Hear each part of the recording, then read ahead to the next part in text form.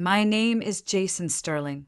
I was 45 years old, living in a craftsman-style house in Ann Arbor, Michigan, with a woman I married when I was 30. Her name was Clara Sterling. She was a senior financial analyst for a tech firm downtown, volunteered as a mentor for at-risk youth, and made the most incredible Wednesday night lasagna you've ever tasted. We had a cat named Socks, a daughter, MIAIN, her sophomore year at the University of Michigan, and a son, Leo, a high school freshman. We had a mortgage with 7 years left. From the outside, we were the poster family for balanced, successful suburban life. From the inside, well, that's the story. For the first 12 years of our marriage, Wednesdays were chaotic, but ours. We'd juggle the kids' soccer practice and piano lessons. I'd get home from my architectural consultancy by 6. She'd be finishing up work. We'd order pizza, collapse on the couch, and watch whatever nonsense reality TV Mia and Leo had chosen. It was messy, loud, and exactly what I'd craved growing up as an only child in a too-quiet house. Then, about 3 years ago, the rhythm changed. So gradually you could miss it if you weren't paying the exact right kind of attention. Clara started having critical project deadlines on Wednesdays. Not every week at first. Once a month. Then twice. Then, by the time Mia left for college, IT was a fixture. Every single Wednesday without fail. I'm so sorry honey. She'd say it already half out the door by 5:15 p.m. Her laptop bag slung over one shoulder and a travel mug in her hand. The quarterly reports are a beast. Anderson is breathing down my neck. I'll be home by 10, maybe 11. Don't wait up. I'd kiss her cheek, smell her perfume, something light and citrusy she'd started wearing a couple of years back. Drive safe. Text me when you're leaving. I will. She always brought something home. A decaf latte from that fancy artisan coffee shop near her office. A slice of cheesecake from the bakery that was supposedly still open when she left, or once, a branded stress ball in the shape of a crumpled dollar bill from a client meeting. I started noticing the other things around the time Leo entered middle school. The way her phone, which used to live on the kitchen counter, now went everywhere with her, even to the bathroom. The way her work stories shifted from specific, frustrating colleagues. Can you believe what Mark in accounting did? To vague, generic stresses about market volatility and board expectations. Fewer names, fewer details, more sighs. The way she began complimenting me. You're such a great dad, Jason. I don't know how you manage the contractor on the Henderson project and still get Leo to his dentist appointment. It was appreciative, but it felt performative, like she was checking boxes on a supportive spouse list. Was I being insecure? I asked my brother, Mike, that question over beers one Saturday while we were fixing the fence. Jason, he said, wiping sweat from his brow, men who think they're being paranoid usually just haven't caught up to reality yet. I laughed it off, drank my beer, went home and watched Clara sleep, the gentle rise and fall of her shoulders under the duvet. 15 years, I told myself. 15 years of building this life, this family, this home. You owe her trust. You owe her the benefit of the doubt. So I stayed quiet. For 3 more years, I stayed quiet. And then came the Wednesday that changed everything. It was a bleak November evening, the kind where dusk settles at 4 p.m. and everything feels damp and cold. Clara was in her usual pre-Wednesday whirlwind. Can you sign Leo's permission slip for the field trip? It's on the fridge. And Mia's tuition installment is due Friday. I set a reminder on the shared calendar. Oh, and I ordered cat food that IT should deliver tomorrow. Got it, I said, leaning against the kitchen island. Don't work too hard. I'll try not to. A quick, dry kiss on my lips. A pat on my chest. Love you. Love you too. She grabbed her keys, her bag, her coat. The door closed. I heard her car, a sensible silver SUV, back out of the driveway. Silence. broken only by the hum of the refrigerator and the faint sound of Leo's video game from upstairs. Then I heard it, a muffled, melodic buzz. Not the shrill ring of our landline. Something else. It was coming from the couch cushion. Her phone. Clara had left her phone. I stared at it, a sleek, black rectangle half buried in the gray fabric. I wasn't going to touch it. I had never gone through my wife's phone in 15 years of marriage. Privacy was a cornerstone. Trust was the foundation. It buzzed again, and again. 2 rapid-fire vibrations. Against every principle, my hand moved. I picked it up. The screen lit up, displaying a notification preview. Not from a work app. Not from a family group chat. A text message. From a contact, saved as DT. The preview read, "Running late, sweetheart? I'm already at the usual spot. Got us the corner table. Are you there yet?" My blood turned to ice. Sweetheart, usual spot.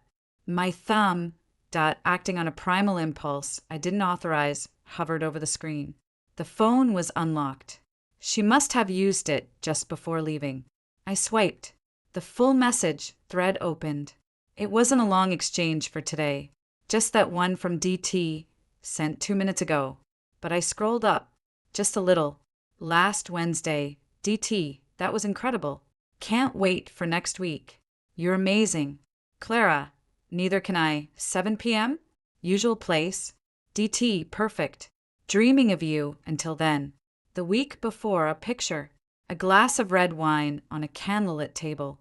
A man's hand with a distinctive silver ring, shaped like an anchor, resting next to it. DT, wish you were here. Actually, you will be. Soon. My vision tunneled. The sounds of the house, the refrigerator. Leo's game. The ticking of the hallway clock receded into a dull roar. I felt physically sick. I did something then that I'm not proud of, but I also don't regret. I opened the contact info for DT. No last name, just an address. An address in the trendy, renovated warehouse district downtown, about a 15-minute drive from our house. 15 minutes. I fumbled for a pen and an old envelope on the counter. My hand shook as I scrawled the address. Then I sat down on the floor right there in the living room, her phone a burning coal in my hand. I didn't rage. I didn't cry. A terrifying, crystalline clarity descended upon me. The vague unease of the past 3 years snapped into a sharp, horrifying focus. This wasn't suspicion anymore. This was knowledge. Socks the cat wandered over and rubbed against my leg, purring. I mechanically petted his head. At some point, I heard a car pull in. I jumped up, shoved the phone back into the couch crevice, exactly as I'd found it, and positioned myself at the sink, staring blankly at the dishes. The door opened. Clara hurried in, her cheeks flushed from the cold. "Forgot my phone," she said, breathless. I was almost to the highway when I realized. Can you believe it? My whole life is on that thing. It's on the couch, I said, my voice sounding strangely normal to my own ears. She retrieved it, glanced at the screen. A quick, almost imperceptible check. She smiled at me, a warm, familiar smile that now looked like a masterfully crafted mask. "Thanks, Jason, you're a lifesaver.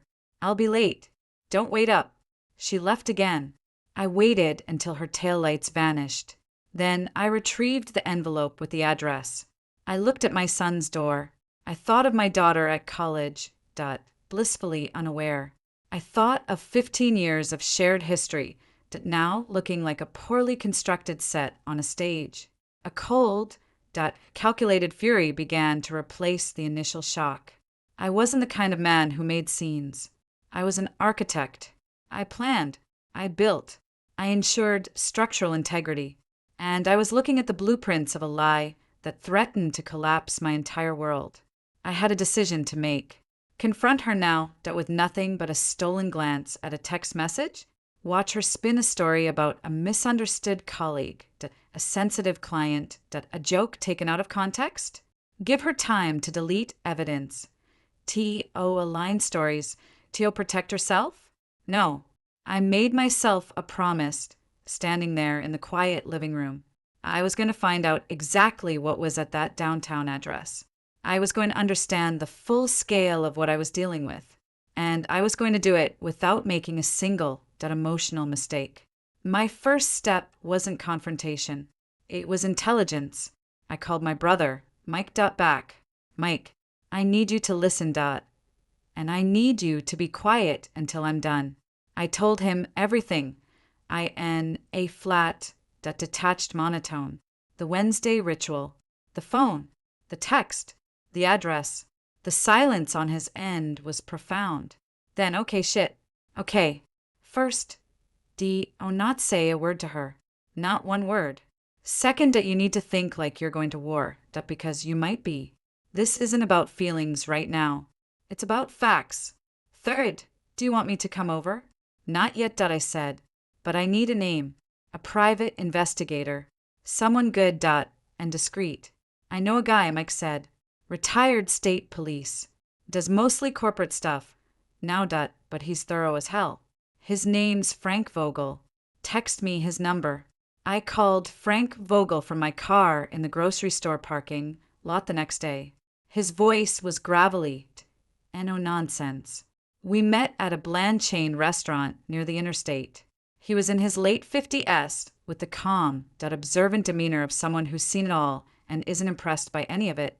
I gave him the address, Clara's description, her car, her Wednesday schedule. I can have someone on it, this Wednesday, he said. Photos, timestamps, location data. The works.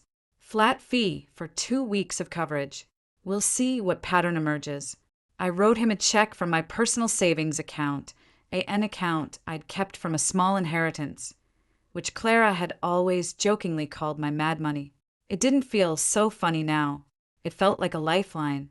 That Thursday, I drove past the address myself. It was a boutique hotel called the Foundry Lofts. Chic, expensive, the kind of place that served craft cocktails and had exposed brick walls. Not a business meeting venue for a financial analyst. A date spot, a rendezvous spot. A part of me, the hopeful, stupid part, still whispered. Maybe it's a client dinner. A very important recurring client dinner at a hotel bar, but the tech sweetheart, dreaming of you echoed in my head, drowning out the hope. Meanwhile, Clara's behavior that week was attentive. She asked about my projects with genuine interest. She initiated sex, which had become sporadic and routine lately. But this felt different, more intense, almost desperate. She brought home my favorite bourbon, unasked for. It felt less like love and more like pacification, like she was sensing a shift in the atmosphere, a quiet tension she couldn't place but felt compelled to soothe. I played my part perfectly, the supportive, slightly distracted husband. I talked about work stress. I thanked her for the bourbon. I held her at night, and all the while, inside, I was a vault of cold, gathering certainty. A week later, an unmarked envelope arrived at my office. Inside were 12 photographs. The first, Clara's SUV pulling into the Foundry Lofts valet at 6:48 p.m. on a Wednesday. The second, Clara, in the elegant dress. She'd left the house and walking through the lobby, not towards the conference rooms or business center, but towards the elevators. The third, taken from the hotel bar across the street with a long lens. Clara and a man at a small, intimate table in the corner of the hotel's rooftop lounge. He was in his late 40s, well dressed, with sharp features and that same silver anchor ring on his hand. He was leaning forward, laughing at something she said. His hand covered hers on the table. The fourth, them leaving the lounge, his hand on the small of her back, guiding her. Subsequent photos, time-stamped over 3 hours, showed them entering a hotel room on the 8th floor. The final photo, taken as they exited separately later that night, showed a brief, clinging kiss in the shadow of the hotel's entrance awning before they went to their separate cars. It was methodical. It was documented. It was undeniable. I sat in my office at the glossy photos spread on my desk. The cold fury solidified into a plan. This wasn't a crime of passion. This was a systemic breach of contract, a demolition of our life structure, and I would be the engineer of the response. I didn't go home that night. I told Clara I had a site inspection out of town that's staying overnight. I booked a hotel room myself, a cheap, anonymous motel, and I started to build my case. I accessed our shared cloud drive, where .as, the more organized one that had scanned and saved every important document for years. 15 years of joint tax returns, mortgage documents, retirement account statements, property deeds, our wills. I saw our financial life with new eyes. Clara's salary had skyrocketed in the last 3 years, coinciding with the Wednesday deadlines. Big bonuses, she'd said, 4 successful projects. We'd put most of it into savings and the kids' college funds. But were there withdrawals? Transfers I hadn't noticed? I needed a lawyer. Not just any lawyer. A shark. Frank Vogel recommended a divorce attorney named Victoria Thorne. Her reputation was formidable. She's expensive, and she's brutal, but she's the best in the state for complex asset division, Frank said. She treats marriages like hostile corporate takeovers. You'll need that. I called and made an appointment for a consultation paying the hefty retainer for my Mad Money account. I walked into Victoria Thorne's sleek, modern office the following Monday. She was in her 50s with a severe blonde bob and eyes that missed nothing. Mr. Sterling, she said, not smiling. Frank Vogel speaks highly of you. He says you're calm. That's good. Emotion is expensive. What do you have? I laid out the photographs. I showed her the scanned financials on my laptop. I told her about the 3-year pattern. She examined the photos, then me. Adultery is a factor in Michigan divorce proceedings. It can impact property division and spousal support. But it's messy. She said. She tapped the photos. Not messy. This is evidence.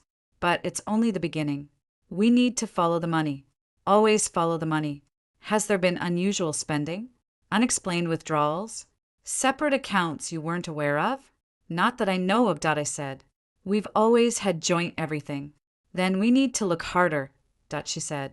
I have a forensic accountant. He's a bloodhound. If she's been spending marital assets on this relationship, we will find it. And that changes everything.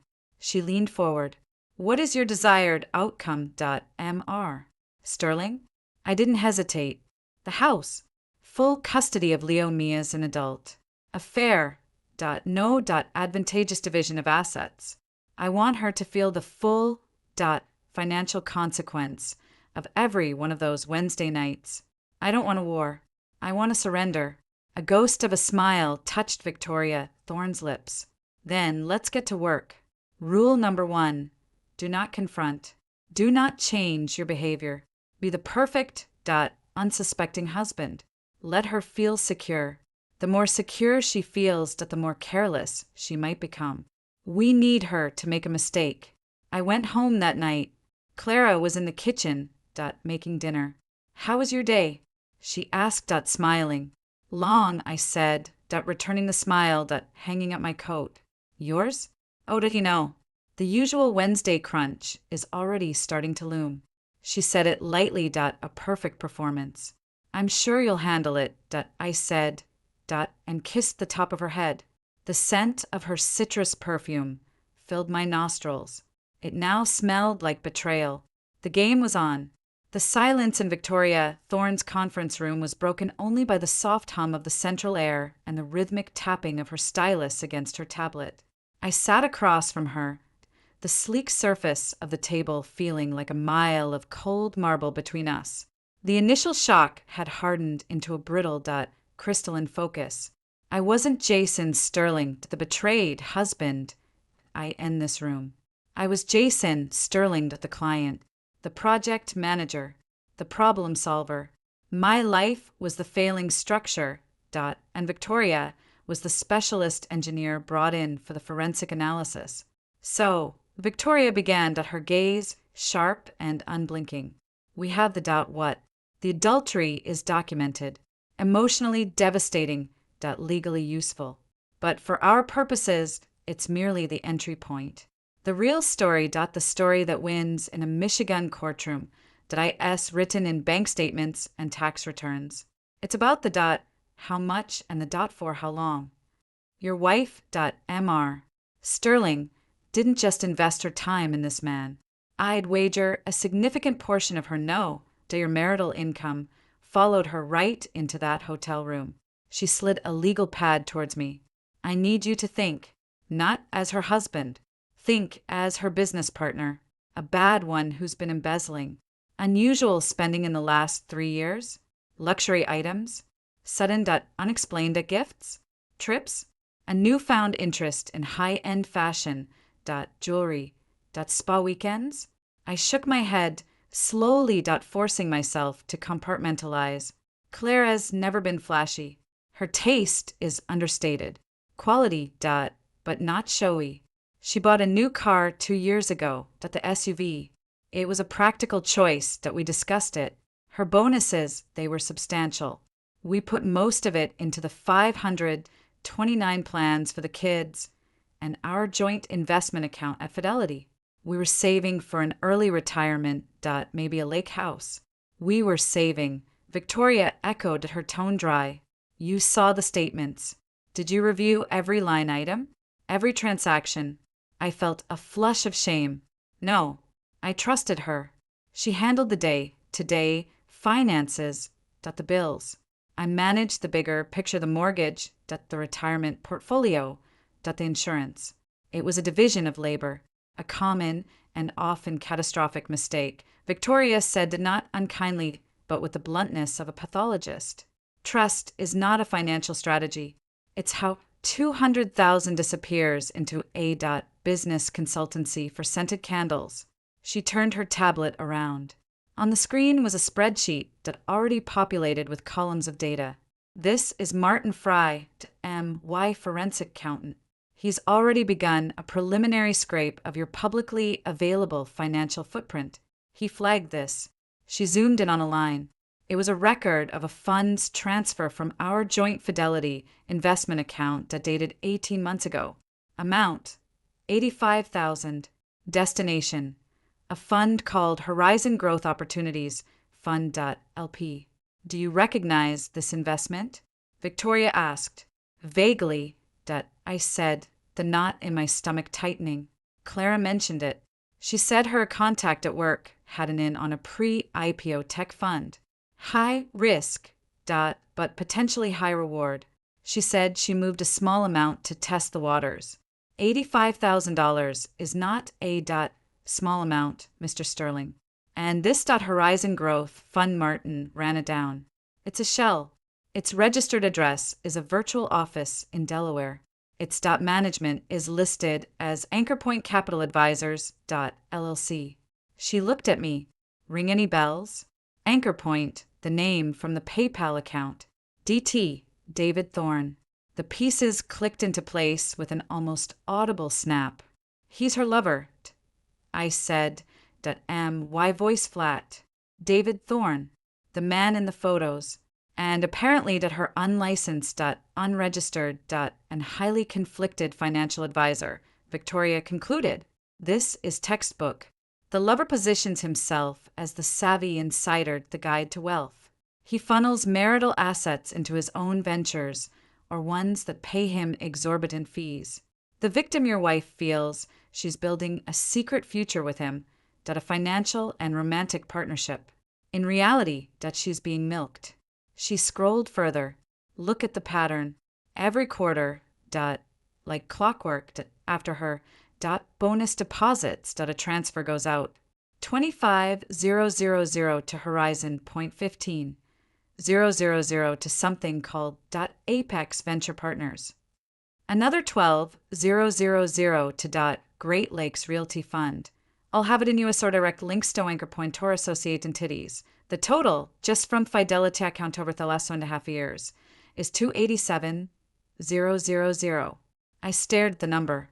200 and $87,000. Money from soccer tournaments and orthodontist visits and college tours. Money that was supposed to be Leo's security, Mia's launch pad, our future. Flushed into the gutters of David Thorne's schemes. Is it gone? I asked the architect in me, already assessing the catastrophic structural damage. Martin is tracing it. Some of it may be irretrievably lost in bad investments. Some may be sitting in Thorne's accounts, paying for his suits and his hotel suites. The point is it was marital property debt, and it was dissipated, wasted without your knowledge or consent for the benefit of a third party. In the eyes of the court, that's not just adultery. That's financial misconduct. It's a breach of the fiduciary duty spouses owe each other. It changes the arithmetic of equitable distribution drastically in your favor. A cold, dark satisfaction began to seep through the numbness. This was no longer just about infidelity. It was about restitution. Balance. What do we do? I asked. First, we secure the scene. Victoria said, slipping back into her metaphor. You will not, under any circumstances, alert Clara. You will not freeze accounts yourself that can be seen as hostile. We will go through the court. I'm drafting an emergency motion for a temporary restraining order to freeze all joint accounts and for exclusive use of the marital home. The evidence of asset dissipation is more than enough for a judge to grant it, especially with the adultery evidence. She'll be served likely at her office for maximum effect. And Leo, my son's faced, confused, and angry, flashed in my mind. We ask for temporary full custody. The argument is stability. The home is his primary residence. You are the primary emotional caregiver. Start documenting that now. School pickup logs, doctor's appointments, teacher conferences. We paint a picture. Clara has been physically and financially absent, building a separate life. You have been the constant. The court likes constants. She handed me a list. Your homework. 1. Live your life. Be normal. 2. Document everything related to Leo. 3. Compile a list of all personal property you want to secure, family heirlooms, your tools, your laptop. We'll arrange for you to remove them after the TRO is in place. 4. Think of anyone who might have seen or heard something. A neighbor, a friend of Clara's who seemed uncomfortable. We may need affidavits later. I left her office, feeling both weighed down and strangely buoyant. The path was clear, paved with legal procedure and cold, hard data. I had a blueprint. That evening, I performed the most difficult act of my life. I went home. Clara was in the living room, curled on the couch with her laptop, wearing the soft cashmere sweater I'd given her for her birthday. The picture of domestic contentment. Hey, she said, looking up with a smile that didn't reach her eyes. Long day? The usual, I said, hanging my coat. Site visit ran over. How was your day? Ugh. Budget forecasts. Endless. She closed her laptop. You know, I was thinking we've been so busy. The kids, work. We're like ships passing in the night. What if we, tried to reconnect? I saw this marriage counselor, Dr. Evans. He comes highly recommended. The audacity of it took my breath away. The affair, the stolen money, and now she wanted to go to counseling. To fix us. It was a gambit. Was it guilt? A tactic to throw me off the scent? To gather ammunition for her own case by getting me to admit to fictional failings in a therapist's office? I summoned every ounce of my will. I walked over, sat on the arm of the couch, and put a hand on her shoulder. It felt like touching a stranger. I've been thinking the same thing, I said, why voice a masterclass in weary affection? It's been tough. Maybe talking to someone would help. Let's look into it after this current crunch at work passes. For me, the Henderson Project is in a critical phase. Her posture relaxed slightly. She covered my hand with hers. Okay, after the crunch. I miss us, Jason. I miss us too, I lied, the words like ash in my mouth. Later, locked in my home office under the guise of catching up on work, I began my documentation. I pulled up the shared family calendar, took screenshots of every entry I'd made. Dentist Leo, 3 p.m., Jason, parent teacher, Ms. Riley Jason, soccer carpool Jason to drive. I scoured my email for receipts for Leo's sports gear, his laptop, the new winter coat I'd bought him. I created a new .password protected folder on a secure cloud drive Victoria had set up for me. I labeled it Project Stability. Then I allowed myself 10 minutes to feel the rage. Silent, shaking, explosive rage directed at the spreadsheet figures. The image of David Thorne's hand on Clara's back. The sheer, calculated deception of it all. I pictured our lake house dream, now a smoking crater labeled Horizon Growth Opportunities. When the 10 minutes were up, I took a deep breath, closed the emotion away in its vault, and went back to work. The following day, I met Martin Fry, the forensic accountant, I.N.A. Bland, the windowless back room of Victoria's firm. He was a wiry man in his 60s with kind eyes that belied the pitiless precision of his mind. Jason, he said, shaking my hand. Victoria's briefed me. Nasty business. Let's follow the money trail. It usually tells the best story. He had 2 large monitors set up. On one, a complex flow chart was already taking shape. Our joint accounts were nodes with lines flowing out to various investment funds, all colored red. The 287,000 is the obvious zone, Martin said. His voice calmed, but have we found the petty kosher? He brought up Claire's personal credit card statements. See these? Monthly chargesto. The Founderloft's hospitality, ranging from 300 to 800.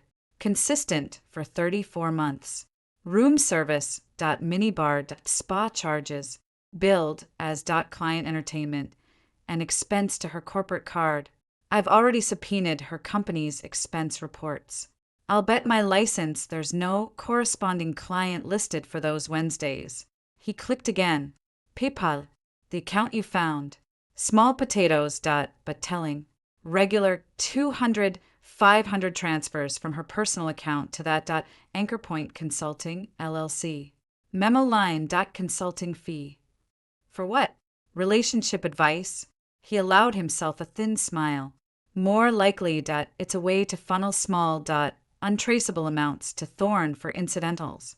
The silver anchor ring he wears? 1. $850 purchased at Barclays Jewelers to charge to a company credit card under Anchor Point 12 days before Clara's birthday last year. Coincidence? The detail was like a pinprick to the heart.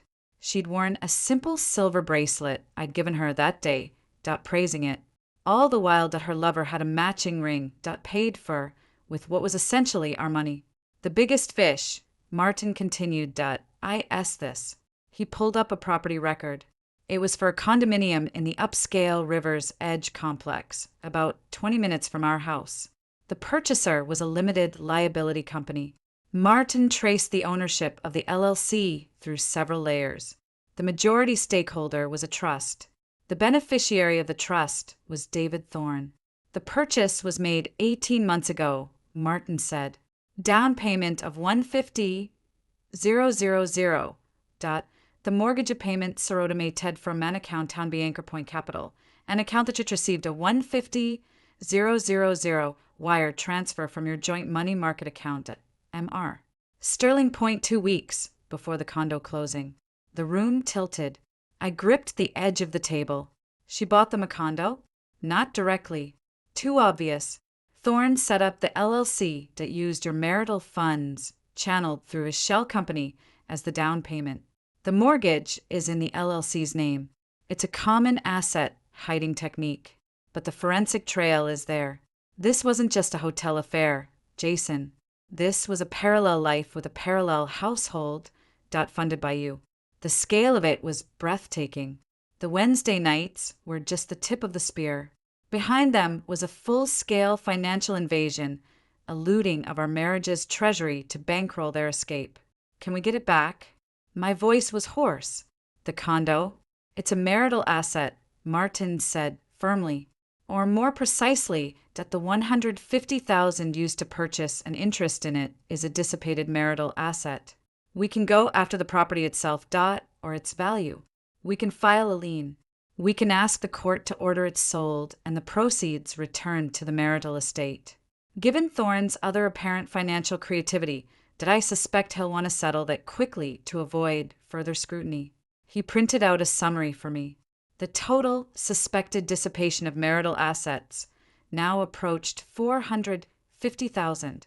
It was a number that dwarfed the pain of betrayal, transforming it into something concrete, something actionable. I drove home that night, the figures dancing behind my eyes. When I walked in, Clara was on the phone in the kitchen. Her voice was low, intimate, laughing. I know that it's been a long week too. Soon, I promise. Wednesday can't come fast enough. She saw me and her laugh cut off, replaced by a slightly too bright smile. Hey, I've got to go. Yes, me too. Bye. Who was that? I asked, pouring myself a glass of water. Why back to her? Oh, just Sarah from work. Venting about the Anderson account. The lie came as smooth as silk. Right, I said. I turned and looked at her. Really looked. I saw the woman I'd loved, the mother of my children. But superimposed over her was the flow chart from Martin's screen, with lines draining from her image to a shadowy figure named David Thorne. TOA condo. TOA doomed investment fund. The two images would never reconcile. You okay, Jason? She asked, a faint line of concern between her brows. Part of the performance, or a flicker of the person she used to be. Just tired, I said. The Hendersons are changing the specs. Again. It's fine. I'm going to check on Leo and then turn in. Okay. Don't work too late. Upstairs, I stood outside Leo's door, listening to the muffled sounds of his video game. My anchor. My reason. The financial web Victoria and Martin were unraveling wasn't just about money. It was about reclaiming the resources to secure his future. Rebuild a stable foundation for him after the coming storm. The affair was the wound. The financial betrayal was the poison in that wound. And we were going to meticulously, surgically, remove it all. I opened my laptop and added a new entry to my project stability log. 8:15 p.m. Discussed college prep courses with Leo. He's considering AP Physics next year. I will email his counselor tomorrow. Then I opened the draft of the emergency motion Victoria had sent me. The heading was Stark in Re the Marriage of Sterling. The first page laid out the facts in dry, legal prose. I read the line that would be the opening salvo. Respondent has engaged in a protracted, clandestine extramarital affair and has in connection with that affair systematically dissipated marital assets exceeding 400,000 in value, constituting financial misconduct and a breach of fiduciary duty. I read it again. And for the first time since finding the phone, I felt a sliver of something resembling peace. Not happiness, not relief, but the clarity of a diagnosis followed by a rigorous treatment plan. The blueprint was complete. The foundation was shored up with evidence.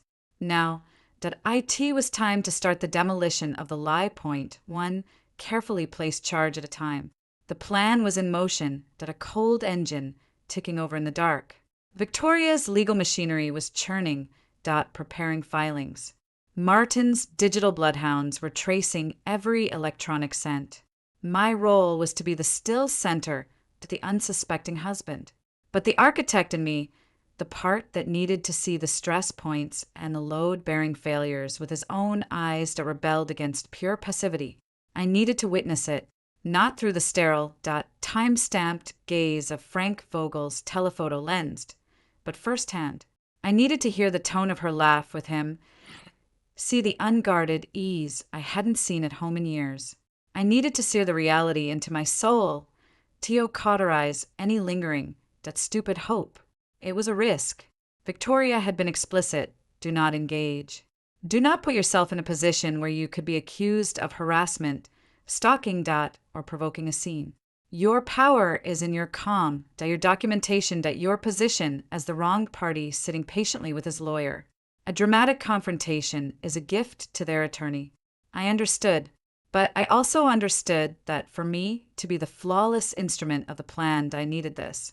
So, that on a Wednesday, that I told Clara I had a late dinner meeting with a potential client from out of town. I left the house at 6 p.m., dressed in a sport coat, heading in the opposite direction of downtown. I drove for 20 minutes, parked in a commuter lot, and changed into a nondescript navy hoodie and a baseball cap I kept in the trunk. I transferred a small, high-quality voice recorder from my briefcase to my pocket. Then I drove towards the Foundry Lofts, a phantom in the early winter darkness. I parked 2 blocks away, in a public garage, and walked. The cold air bit at my face, a welcome anesthetic. The Foundry Lofts glowed, a bastion of warm light and exposed brick against the gray city. I entered not through the main lobby, but through the connected, upscale bistro, the Anvil. It was busy with the after-work crowd. I snagged a single seat at the far end of the BARTMY, back partially to the room, at a clear view of the entrance to the hotel's interior lobby and the elevators in the reflective surface of the back bar mirror. My heart was a trapped bird against my ribs. This was madness. If Clara or Thorne saw me, but the hoodie, the cap, the dim light, the fact that they would never, in a million years, expect to see me here provided a thin veil of security. I ordered a club soda with lime, paid cash, and waited. At 6:52 p.m., I saw her. Clara walked through, from the lobby, not from outside. She'd already checked in. She was wearing the emerald green dress I'd always loved, the one she said made her feel confident for big presentations. Her hair was down, styled differently softer. She looked beautiful, and alive in a way that stabbed at me. She wasn't heading for the bar or restaurant. She was scanning the lounge area, a small, private smile on her lips. Then he appeared, David Thorne, descending the open tread staircase from the mezzanine level. He looked just like his photos, but more substantial in person. Confident, owning the space. He wore a tailored charcoal suit, no tie. The silver anchor ring glinted on his hand. He went to her, didn't kiss her in the open lobby, but took both her hands in his, leaning in to say something close to her ear. She laughed, a light, genuine sound that carried across the hum of the room, a sound I hadn't heard in my own home for years. They moved to the corner table Frank's photos had captured, the one with the low sofa and the high-backed chair, semi-private. My seat at the bar, through the mirror and a forest of decorative glass, gave me a narrow sight line. I could see their profiles. I carefully turned on the recorder in my pocket, adjusting my posture to aim the hidden mic. I couldn't catch everything. Phrases floated over the ambient jazz and cocktail chatter. Told him we should see a counselor, Clara's voice, weary. Thorne's response, a low murmur, then clearer, buying time. Good. The longer he's complacent, the better. The Aspen papers are with my attorney. Once the quiet period passes Aspen, the condo wasn't enough. They had a place in Aspen. The transfer from the Fidelity account went through cleanly last week. Clara said, leaning forward. The new fund, Alpine Ventures. It's solid, right? Baby, it's more than solid. It's the golden ticket. The lead investor is a friend from Stanford. By this time next year, that seed money will have tripled. Our foundation. He covered her hand with his. Our future. Our foundation. Our future. With my son's college money. The waiter came. Thorne ordered an expensive bottle of wine without looking at the list. Celebrating, he said, smiling at Clara. What are we celebrating? She asked, playing along. Us. The fact that in a few short months the secrecy ends. You'll be free. I'll be free. We start the real chapter. No more Wednesday countdowns. Every day will be ours. I gripped my glass of club soda so hard I thought it would crack. The sheer narrative he was spinning, the fantasy he was selling her, funded by the literal proceeds of our shared life. It was breathtaking in its grift. The wine came. They clinked glasses. The conversation dipped lower, more intimate. I caught endearments. Sweetheart, my love. I saw his hand on her knee under the table. I saw the way she looked at him with admiration, but with trust. It was the look she used to give me when I'd finished a particularly challenging blueprint. Then the tone shifted. Thorne's voice dropped, became more businesslike. Need to be careful with the anchor point inflows for the next quarter. My ex is being a bitch, her lawyers are sniffing around. We'll route the next bonus through the Cayman entity, like we discussed. Clara nodded, serious. I've already set up the authorization. It looks like a consulting fee for market analysis in the APAC region. It'll clear internal audit. They were discussing international money laundering. Over a 200 bottle of wine I in the corner of a hotel bar on a Wednesday night. The romantic affair was just the delivery mechanism for the financial crime. After an hour, they moved. Not to a restaurant, but back towards the elevators. Thorne placed a possessive hand on the small of her back, guiding her. I waited 30 seconds, then stood, leaving a cash tip. I walked out the bistro's side entrance, my pulse roaring in my ears. I didn't follow them upstairs. I didn't need to.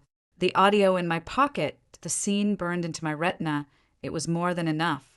I stood in the cold alley, the recorder now off, and let the horrific truth wash over me. It wasn't just a betrayal. It was a partnership, a criminal conspiracy against our marriage. She wasn't a victim of a slick talker. She was a willing, active accomplice. She was using her professional skills to help him hide assets, likely from his own divorce, while they plundered ours. The last flicker of sentimental grief died, then, frozen and shattered on the pavement. What remained was a pure, clean purpose, annihilation. Not of her, but of the structure they had built on the ruins of mine. I would use the law, the facts, the numbers. T.O. dismantle it brick by fraudulent brick. I drove to the motel again. I downloaded the audio file, encrypted it, and uploaded it to the secure drive. I wrote a detailed, clinical log of the evening's observations, timestamps, direct quotes. Then I called Frank Vogel. Frank, Jason, the Foundry Lofts. Tonight, they mentioned an Aspen property and a Cayman entity. They discussed routing money to avoid scrutiny from his ex-wife's lawyers. Frank whistled softly. Aspen, huh? That's a new thread. Cayman, that's ambitious. Okay, this is good. This gives us a roadmap. I'll start pulling property records in Pitkin County. And the Cayman mention that's a grenade we can lob into his own divorce proceedings. His ex's attorney would love that. I have audio, I said, flatly. There was a pause. Be careful with that, Jason. Michigan is a two-party consent state for recording. If it's not in a public place where there's no expectation of privacy, it was in a public hotel bar lounge. I was at the bar. They were 15 feet away. That might hold. But we don't necessarily need to introduce it as evidence. We can use it as intelligence, to guide discovery, to know what questions to ask. Good work. Now go home. Be normal. Normal. I drove home, the ghost of their conversation haunting the car. Clara's perfume still lingered in the air when I entered, a scent that now felt toxic. She wasn't back yet. Of course. I checked on Leo asleep. I went to my office. I had an email from Victoria. The emergency motions were filed with the court late that afternoon. A hearing was set for Friday at 2 p.m. Be ready. The email said. She will be served at her office tomorrow at 10 a.m. Her reaction will likely be volcanic. Do not be home. Take the day off. Be with your son. Or at your office. Let her fury echo in an empty house first. I replied, understood. The stage was set. The first domino was poised to fall.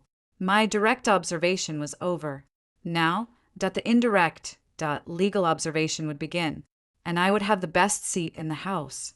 The morning sun that pierced the blinds felt like an accusation, illuminating the quiet, tense normalcy of a breakfast that was a lie.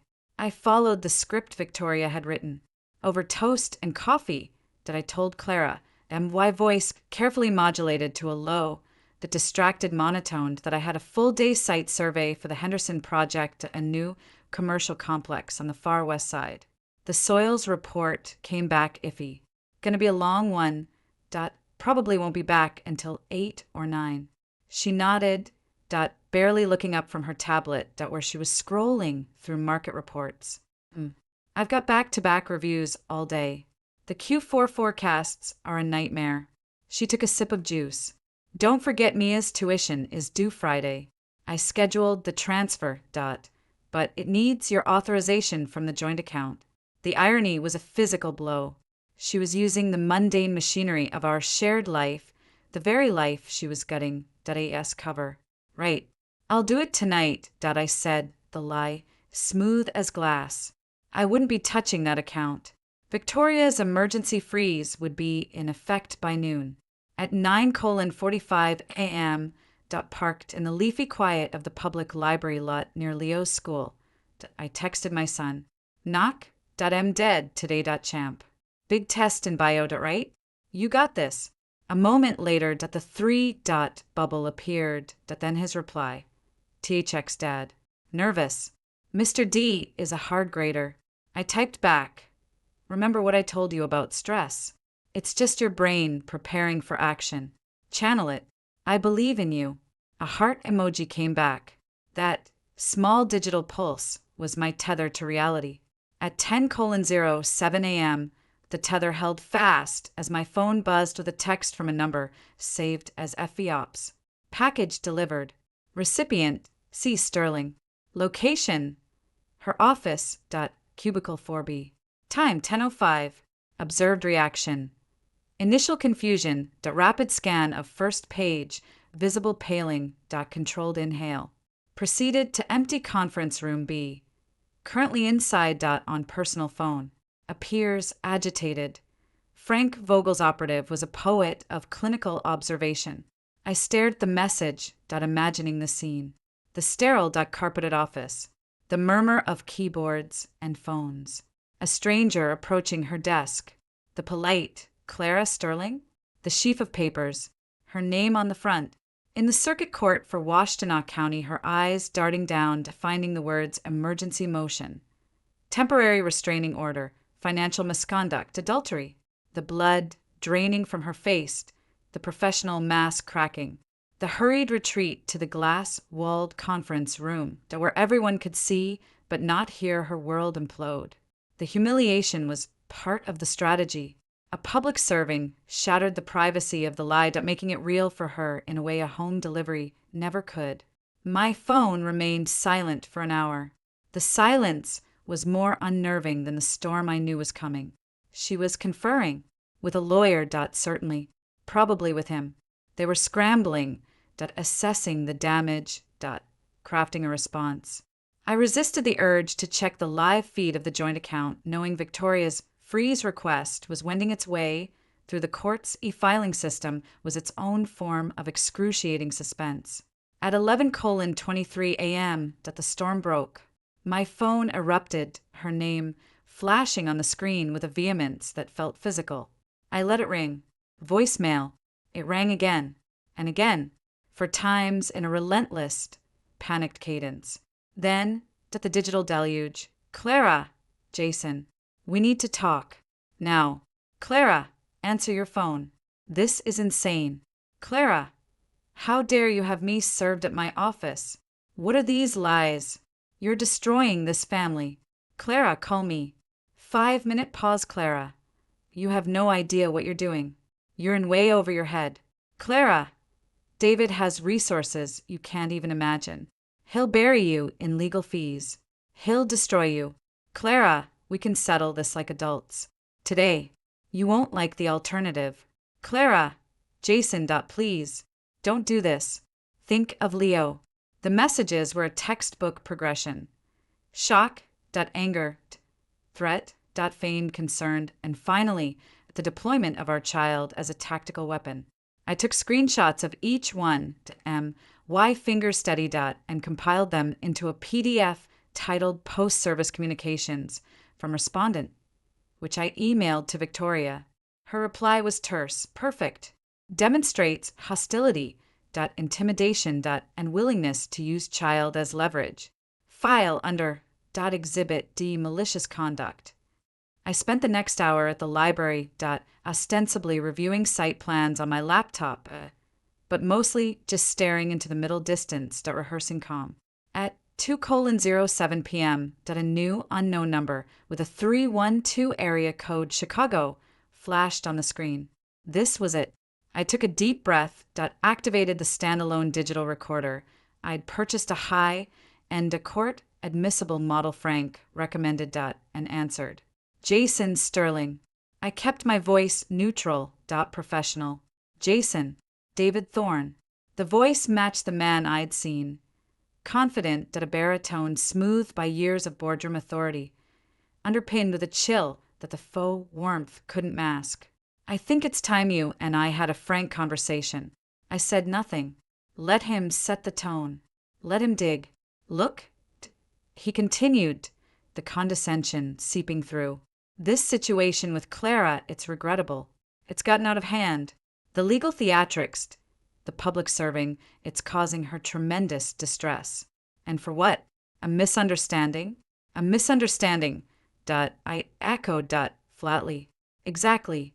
Clara is a brilliant woman, a dedicated mother. This petty investigation of yours, these staged photos, it's beneath you. And it's going to hurt the person you claim to care about most. Your son, Leo. He'd used Leo's name twice now. A deliberate provocation. I remained silent. I'm a pragmatist, Jason. I believe in clean solutions. This litigation path, it's a suicide run. My legal team is from Kirkland Ellis. Clara will be represented by the same caliber. You're what a local attorney. She's a guppy in a shark tank. We have forensic accountants who can explain every one of those transfers as prudent, if aggressive, portfolio diversification. We have resources that can make this process last year's, drain every cent you have, and leave you with nothing but a mountain of debt and a son who resents you for tearing his family apart. He paused, letting the threat hang. I could hear him breathing, waiting for me to crumble. I'm offering you an exit ramp, he said, that his tone shifting to a false magnanimity. A one-time, lump sum settlement. You sign a clean, no fault divorce, waive all claims to the house, the retirement accounts, the investments. You walk away with, let's say, $100,000. A fresh start. You avoid a war you cannot possibly win. It's the only smart move here. $100,000. For a $450,000 marital estate he'd helped plunder. The arrogance was staggering. Mr. Thorne, I said, why voice devoid of all emotion, a dry recitation of facts. To clarify, you are David Thorne, the individual engaged in a romantic relationship with my wife. You are calling me the husband. Tio proposed a financial settlement of my pending divorce from her. And you are stating that if I do not accept this settlement, you will use your superior legal and financial resources to prolong the litigation and impoverish me. Is that an accurate summary? The silence on the other end was thick, charged. He hadn't expected a deposition. He'd expected bluster, or tears, or negotiation. I'm stating the inevitable outcome of a path of conflict, he said, tightly, the smoothness gone. And the mention of your private investigators?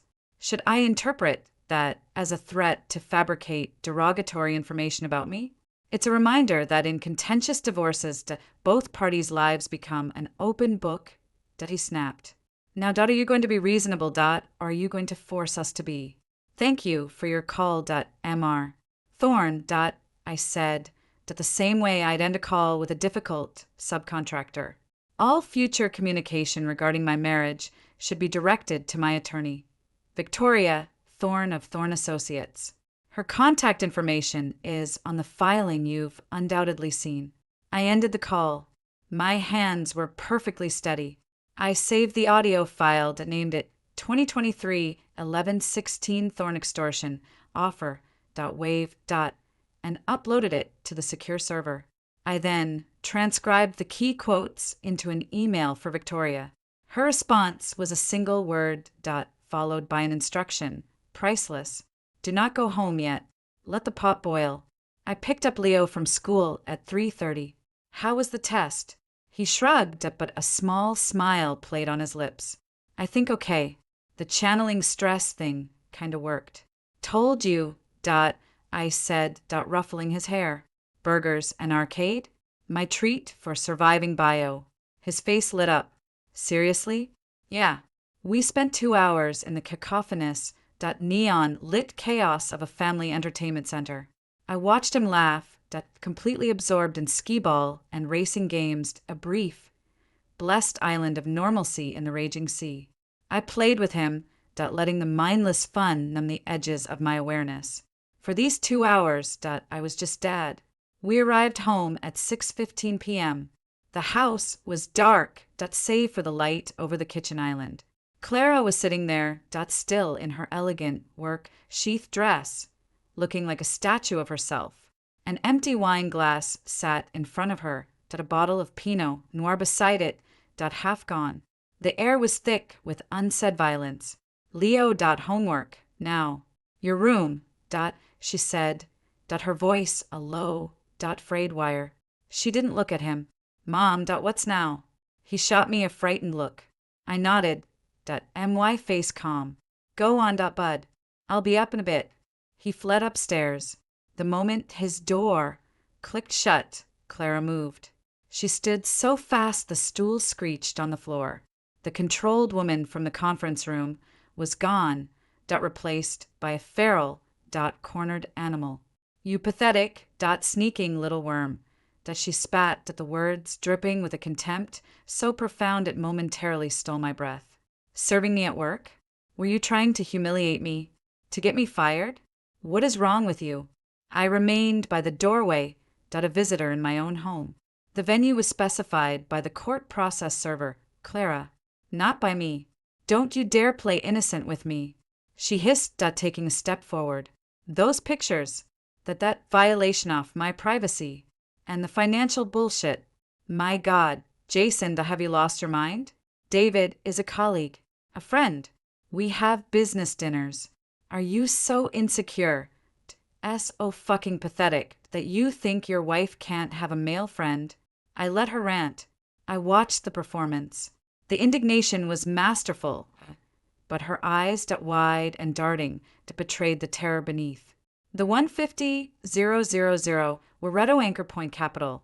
I said, my voice getting thrufferty rod like a knife, dated September 14th of last year. From her joint money market, the same 150,000 that formed the down payment for condo 804 at River's Edge, purchased by an LLC beneficially owned by David Thorn. Was that for a business dinner, Clara? She froze. All the color left her face. The 87,000 transferred Horizon Growth Opportunities in March. The 112,000 to Apex Ventures in July. All from our investment account. All funds linked to Thorn's network. All performing at a negative 23% average return. Prudent diversification? You've hacked my accounts. She stammered, backing away slightly. I've read the statements you filed jointly with me, I said. The ones you assured me were doing great. The Aspen property, Clara. The one you discussed with him last night at the Foundry Lofts. The Cayman entity for the next bonus.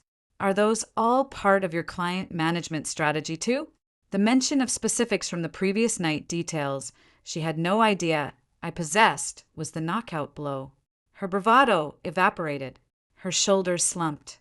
For a second, she looked like the girl I'd married, scared and lost. Then the mask of rage slammed back down, harder, uglier. You were there. You were spying in me. You're sick, Jason. You need help. David Thorn called me today, I continued, relentless. He offered me $100,000 to walk away from my home, my son's future, and to sign a paper saying our marriage just faded away. He threatened to bury me in legal fees if I didn't. He implied he'd hire investigators to dig up dirt on me. Is that the friend and colleague you're choosing? A man who tries to bribe and threaten your husband? She was shaking now, tears of pure fury streaming down her face. You talked to him? You had no right. This is between you and me. No, I said, the full weight of my cold fury finally entering my voice, though I kept it low controlled. The moment you started writing checks on our children's future to fund your affair, the moment you started plotting a new life in Aspen with money that belonged to this family, it stopped being between you and me. You made it about money. You made it a financial crime. So now it's between you and me, the state of Michigan, the SEC, and a judge who really doesn't like it when parents try to bribe their way out of their responsibilities. The SEC? She whispered, the new acronym hitting her like a physical blow. You should really have your friendo more due diligence on his golden ticket investments, I said, turning towards the hall. All communication goes through my attorney. Clara, you should probably call yours. The hearing is tomorrow at 2. I'd suggest you be there. I walked away, leaving her standing in the wreckage of her lies. I went to my office, locked the door, and listened. I heard her crash the wine glass against the sink. I heard her sob, once a raw, ugly sound. Then I heard her phone, her voice, low, desperate, pleading. David, he knows everything. The condo, the wires. Aspen, he was there last night. He knows about the SEC? What does that mean? What do we do? I couldn't hear his reply, but the panic in her voice was all the confirmation I needed. The fortress was crumbling, and the allies inside were turning on each other. I logged into the secure portal. There was a new message from Victoria, sent an hour ago. TRO, granted ex parte. Accounts frozen. Exclusive use of home, granted pending hearing. Sheriff will serve her at the house tonight with the order to vacate. Be prepared. Also, see attached from Martin. I opened the attachment. It was a brief, devastating memo. Martin's forensic accountant had cross-referenced the Alpine Ventures fund with a non-public regulatory database. The fund was indeed the subject of a sealed SEC investigation, not for mere poor performance, but for a sophisticated Ponzi-style scheme. David Thorne wasn't just a person of interest. He was a primary target, and the investigation was weeks, not months, from becoming public. The golden ticket was made of fool's gold, and Clara had invested a quarter of our net worth in it. I leaned back. The mistress had made her move. Threats, bluster, bribery. The legal machinations had countered. With frozen assets, an eviction order, and the looming specter of federal indictment for her co-conspirator, the hearing tomorrow was no longer a skirmish. It was the opening maneuver of a siege. And I held the high ground, the provisions, and the blueprint to their doomed fortress. The morning of the hearing dawned with a sky the color of a bruise, heavy with the promise of snow that wouldn't fall. A fitting atmosphere. I dressed with the same deliberate care I'd give to a client presentation before a hostile zoning board. A dark navy suit, a crisp white shirt, a conservative tie. Armor. Victoria had texted, remember, you are the reasonable party, the injured party, the stable parent. You are not angry. You are resolute. Let the evidence speak. Answer only the questions you are asked with yes, no, or brief factual statements. Do not volunteer. Do not elaborate. Do not look at her. Leo had spent the night at my brother Mike's, a pre-arranged guy's night to shield him. Clara, served with the temporary restraining order and eviction notice by a uniformed sheriff's deputy at 8 p.m. the previous night, had packed a single suitcase in silent trembling fury and left. I didn't know where she went to the River's Edge condo. A hotel. David Thorne. I didn't care. The house, when I'd woken in it, alone, felt different. Not empty, but clarified. The air was lighter, absent the constant, low-grade tension that had been its soundtrack for years. Victoria met me in the echoing marble foyer of the Washtenaw County Courthouse. She looked like a blade in a charcoal gray pantsuit. "They're here," she said without preamble. "Clara and her attorney, Robert Gage from Gage, Whitmore Stern. Predictable. Expensive, traditional, likes to bluster. Thorn is not here. Smart of them. His presence would have been a lightning rod. Are you ready?" "I'm ready." "The judge is Margaret Walker. She's no nonsense. Hates time wasters. Hates it when parents play games with money and children. We filed our supplemental brief, highlighting the Thorn call and the SEC angle. Gage will be scrambling. Stick to the script." We entered the courtroom. It was smaller than I'd imagined, all dark wood and worn leather, smelling of lemon polish and anxiety. Clara and Robert Gage were already seated at the respondents' table. Clara wore a severe black dress, her hair pulled back in a tight knot. She looked pale, her makeup perfect, but unable to conceal the shadows under her eyes. She did not look at me. Her attorney, Gage, was a florid-faced man in his 60s, with a head of impressive white hair and the impatient demeanor of someone used to intimidating people into settlements. We took our seats. The bailiff called the court to order, and Judge Walker entered. She was a small, sharp-eyed woman in her late 50s with a brisk, efficient energy. She surveyed the room, her gaze lingering on no one, and took her seat. "This is the matter of Sterling v.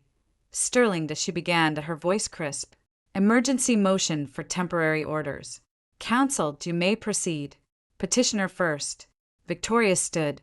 "Thank you, Your Honor. Victoria Thorn for Petitioner Jason Sterling. Your Honor, this is a straightforward, if profoundly distressing, case. The petitioner seeks temporary exclusive use of the marital home, temporary full legal and physical custody of the minor child, Leo Sterling, age 16, and a freeze on all joint marital assets. The basis is twofold. First, the respondent's protracted, ongoing extramarital affair, which has demonstrably shifted her priorities and presence away from the marital home and her parental duties. Second, and more critically, the respondent's systematic, clandestine dissipation of marital assets in connection with that affair, constituting financial misconduct and a breach of her fiduciary duty to the marital estate. She walked to the podium, placing a binder before her.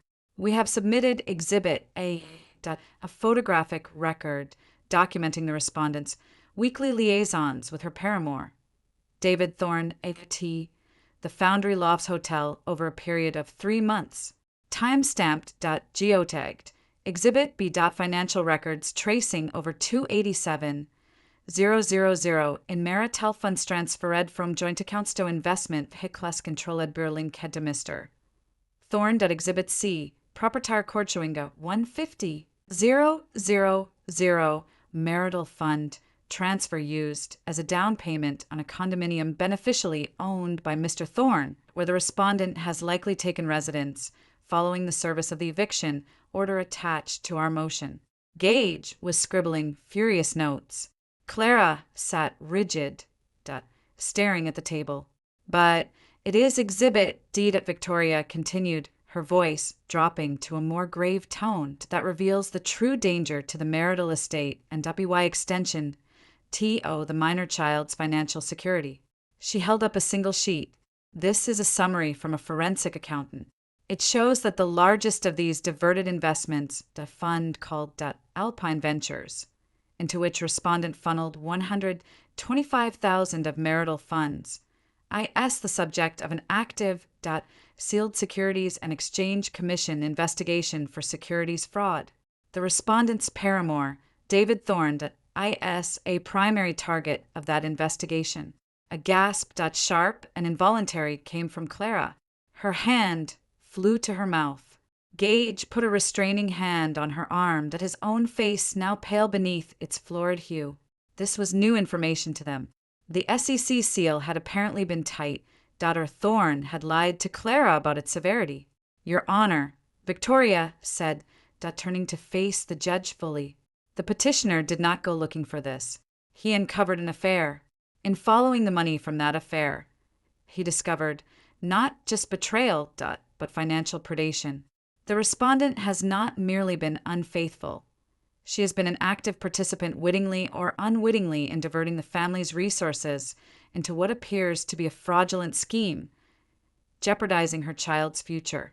In light of this, the petitioner's requests are not only reasonable, but necessary to preserve the remaining marital estate and provide stability for Leo during this upheaval. The respondent has shown profoundly poor judgment, both personally and financially. The home must be preserved. The assets must be frozen to prevent further dissipation. And the child must remain in the care of the parent who has been the consistent, stable presence in his life, his father. She sat down. The room was silent except for the hum of the lights. Judge Walker's expression was unreadable. Respondent, Robert Gage, stood, adjusting his suit coat. He attempted a tone of weary reasonableness. Your Honor, Robert Gage for Respondent Clara Sterling. What we have just heard is a masterclass in character assassination built on a foundation of innuendo, invasion of privacy, and wild speculative leaps. My client is a devoted mother and a highly respected financial professional. The photographic evidence is a gross violation of privacy, depicting nothing more than two colleagues having dinner. The financial transfers were authorized investment decisions made by a savvy professional for the benefit of the marital estate. The fact that some carry risk does not make them misconduct. It makes them investments. He walked to the podium, spreading his hands. The petitioner, by his own admission, ceded financial management to my client. Now, because some investments are underperforming in a volatile market, he cries foul and hires private investigators to stalk his wife. This is the action of a jealous, controlling spouse trying to punish his wife for her professional success and social independence. He was good. He was reframing the narrative exactly as Victoria predicted he would. The hysterical, insecure husband versus the competent, maligned professional woman. As for this dramatic revelation about an SEC investigation, Gage continued a dismissive wave of his hand. We have seen no discovery on this. It is hearsay upon hearsay introduced in a blatant attempt to prejudice this court.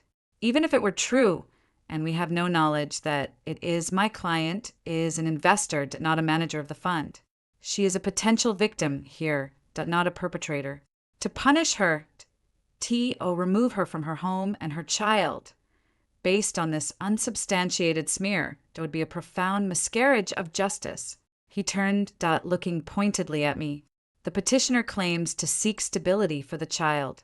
What stability is there in a home from which the mother has been forcibly ejected? In turning a family disagreement into a litigious circus, my client is willing to engage in good faith settlement discussions. She wants what is best for her son.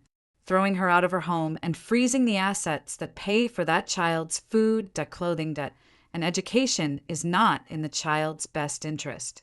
We ask that the court deny the petitioner's draconian requests and order both parties to maintain the status quo while engaging in mediation. He sat down, looking satisfied. The classic, he said, she said, defense, wrapped in a plea for family unity. Judge Walker looked at Victoria. Rebuttal, counsel?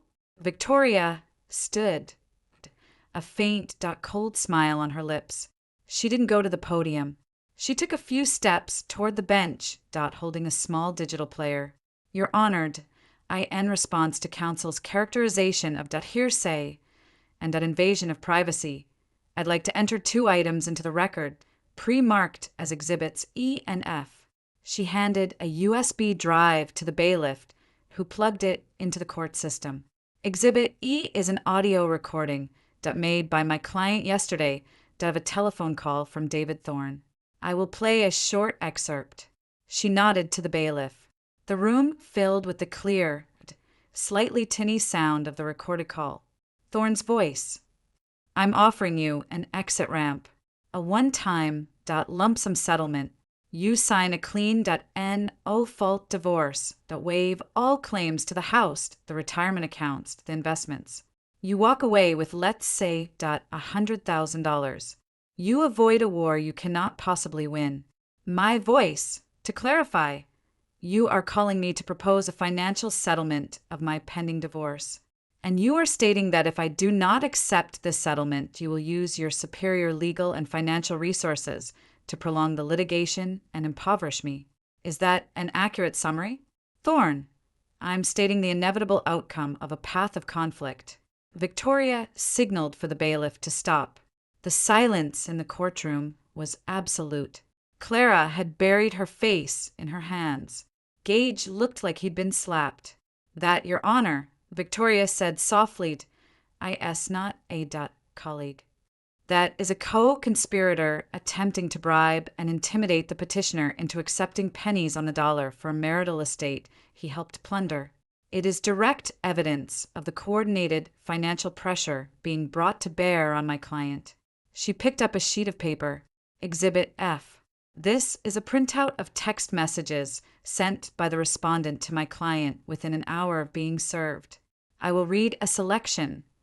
That David has resources you can't even imagine. He'll bury you in legal fees. He'll destroy, you think of Leo. Victoria looked at Judge Walker.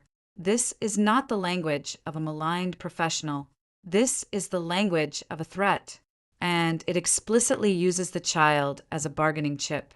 This goes to the heart of parental fitness. She placed the paper down. As for the SEC investigation being hearsay, we are prepared to provide the court with the relevant case number under seal. The investigation is real. The risk to the marital assets is real and imminent. Freezing the accounts is the only way to preserve what is left. As for the home, the respondent has already voluntarily established an alternative residence, the condominium, purchased with marital funds. The petitioner and the minor child remain in the long-term family home.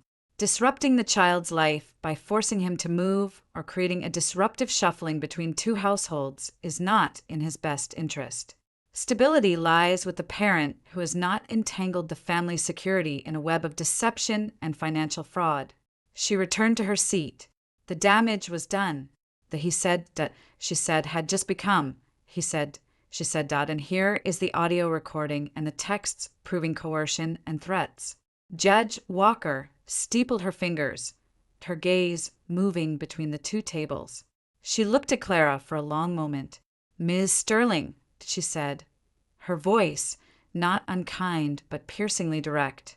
Are you currently involved in a romantic relationship with David Thorne? Clara looked frantically at Gage, who gave a slight, helpless nod. She looked back at the judge, her lips trembling. We have a close friendship. A friendship that involves weekly dinners at a hotel and discussions of future homes in Aspen? Judge Walker asked, consulting the file. Clara said nothing, tears spilling over. Do you deny authorizing the transfer of $150,000 from a joint marital account to an entity that was used to purchase a condominium owned by Mr. Thorne? It was an investment. In the property market, Clara whispered. An investment in a property owned by your close friend, to which you have now moved following a court order? The judge's eyebrow arched. Ms. Sterling, that I have been on this bench for 22 years. Please do not insult my intelligence. Clara broke down, sobbing quietly into a tissue. Gage looked at the ceiling defeated. Judge Walker made a few notes. The court has heard enough for purposes of this temporary order. She looked at me. Mr. Sterling, that you will maintain exclusive use of the marital home. The respondent shall have no access without prior written agreement or further court order. The minor child, Leo Sterling, that shall remain in your primary physical custody. Respondent shall have supervised parenting time. To be arranged through a parenting coordinator, the cost of which she will bear initially. She turned to Gage. All joint marital accounts, including but not limited to banking, investment, and retirement accounts, are hereby frozen. No disbursements shall be made without joint written authorization of both parties or further order of this court. The respondent shall provide that within 72 hours that a complete and sworn financial affidavit, including all information regarding the so-called Alpine Ventures investment and any other assets held jointly or separately with David Thorne. She fixed Clara with a stern look. Ms. Sterling, you are ordered to cease and desist all direct communication with the petitioner except regarding logistical arrangements for supervised visitation through a court-approved application. Any further attempts to communicate about the case or to use the child as a lever that will be viewed dimly. A status conference is set for 30 days from today. I strongly suggest you use that time to secure independent counsel who can give you clear advice about your personal and financial entanglements. She banged the gavel. So ordered. It was over. In 20 minutes, the temporary structure of my new life had been legally ratified. Victoria gave my arm a slight, firm squeeze under the table. Textbook, she murmured. As we stood to leave, Clara finally looked at me. The hatred in her eyes was pure and undiluted, but beneath it was something worse. A dawning, abject terror. The reality of her situation, evicted, with frozen accounts, her lover exposed as a fraud, and a bullied her child kept from her reputation in tatters, was crashing down. She wasn't looking at her betrayed husband anymore. She was looking at the architect of her ruin. Gage was already hustling her out a side door, talking low and fast into her ear. In the hallway, Victoria pulled me aside. That went as well as it possibly could. The Thorne recording was the kill shot. Judge Walker doesn't like bullies. You have the house, Leo, and control of the money. The 30-day conference will be about formalizing support and beginning the discovery process for the full divorce. But the tide is irrevocably in your favor. The SEC information, I said, will provide the case number to the judge under seal. But more importantly, a grim smile touched her lips. I took the liberty of having Martin prepare a separate, anonymized packet for the lead investigator on the SEC case, highlighting the inflow of funds from the Sterling marital accounts into Alpine Ventures. It might help their case, and it certainly ensures that Mr. Thorne will be far too busy with federal regulators to continue playing sugar daddy. It was a ruthless, elegant move. Not only were we defending, we were actively undermining the opposition's foundation. My phone buzzed. It was a text from Mike. How'd it go? Leo's asking. I typed back, why fingers feeling light for the first time in weeks. We won. Have him home. Tell him his mom is okay, but she's going to be living somewhere else for a while. We'll talk tonight. I drove to Mike's to pick up Leo. The snow had finally begun to fall. Soft, fat flakes that muted the world. The trap had been set with the financial investigation sprung in the courtroom with the audio recording, and out the jaws were closing with the SEC referral. Clara and David Thorne were no longer predators. They were prey, caught in the legal and financial machinery they had tried to weaponize. I pulled up to Mike's house. Leo was waiting at the window. He saw me, and a hesitant smile broke across his face. I waved. The cold, calculating part of my brain was already drafting the next steps. The parenting coordinator, the financial disclosures, the deposition of David Thorne. But the larger part, the part that was still a father, just felt a profound, weary relief. The first, and worst, battle was over. The structure had held. Now, we could begin the long, careful work of rebuilding on the stable, unshakable ground of the truth. The 30 days between the temporary order hearing and the status conference passed in a strange, suspended animation.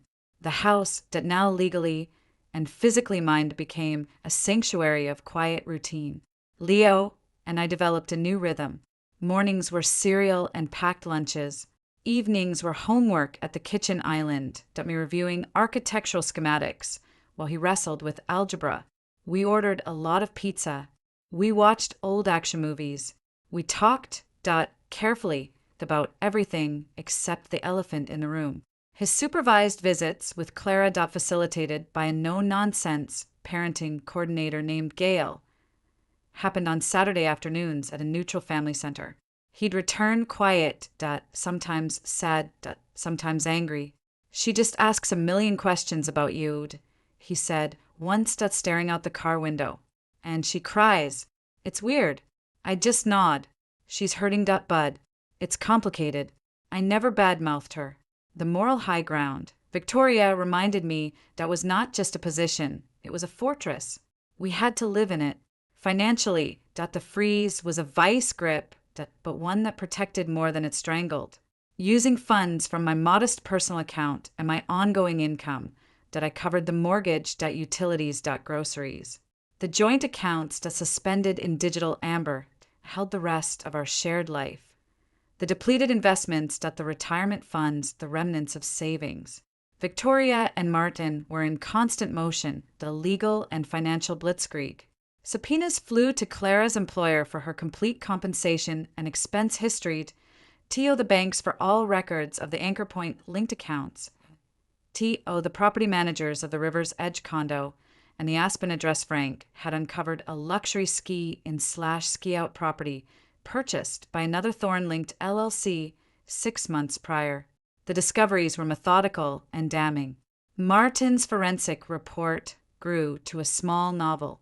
The 150,000 condo down payment was just the beginning. He traced monthly management fees from our joint tech on Anchor Point, totaling over 40,000, ostensibly for investment advisory services never rendered. He found credit card charges for lavish weekends in Chicago and New York, booked on Clara's corporate card and later reimbursed by Anchor Point, creating a circular, untraceable flow of marital funds for their personal use. The Aspen property's property taxes had been paid from an account that received a wire from the Alpine Ventures Fund. The financial symbiosis was complete and sordid. Meanwhile, the external pressure on David Thorne began to yield spectacular results. The anonymized tip to the SEC bore fruit faster than expected. A week before our status conference, a financial news blog broke the story. SEC charges venture capitalist David Thorne, Anchor Point Capital in multi-million-dollar Ponzi light scheme. The article named Alpine Ventures as a central vehicle and mentioned significant investor funds diverted for personal real estate and luxury expenses. It didn't name Clara, but the connection to the River's Edge and Aspen properties was hinted at for those in the know. The impact was immediate. Robert Gage, Clara's attorney, requested an urgent conference call with Victoria. His bluster was gone, replaced by a strained professionalism. My client is in an untenable position, he said, his voice tinny on the speakerphone in Victoria's office. I listened, silent. The negative publicity, the complications with the other party involved, she is willing to discuss a global settlement. A fair one, to avoid further exposure. Victoria's voice was cool. Your client's position is untenable because she constructed it on a foundation of fraud. Robert, fair, left the building when she started writing checks to her boyfriend's shell companies. We're prepared to go to trial. The evidence of financial misconduct is overwhelming. The court has already seen a fraction of it. A full trial will make everything public her affair, her role in dissipating assets, her entanglement with a now publicly charged fraudster, the effect on her career, her future it will be terminal. We're not discussing fair. We're discussing terms of surrender. There was a long silence. What are your terms? Gage asked, defeated. Victoria slid a typed term sheet across the desk to me. It was breathtaking in its comprehensiveness. The marital home, full ownership to Jason Sterling. Free and clear.